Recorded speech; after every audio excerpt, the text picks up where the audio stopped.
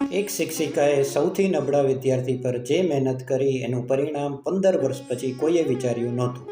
સરિતાબેન એક સરકારી શાળામાં શિક્ષિકા હતા. વર્ગમાં એક છોકરો હતો, મનોજ, જે ભણવામાં સૌથી નબળો ગણાતો.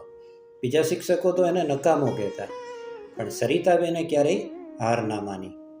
રોજ શાળા પછી અડધો કલાક વધારે રોકાઈને પણ મનોજને ભણાવતા. ક્યારેક પોતાના પૈસાથી એની ચોપડીઓ પણ ખરીદી આપતા. મનોજ પણ ધીમે ધીમે વધુ મહેનત કરવા લાગ્યો.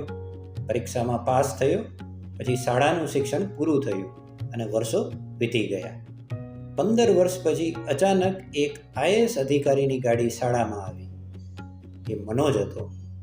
એણે સ્ટેજ પર જઈને કહ્યું, જો સરિતાબેને મારા પર વિશ્વાસ ના રાખ્યો હોત તો હું આજે આ મુકામ પર ન હોત.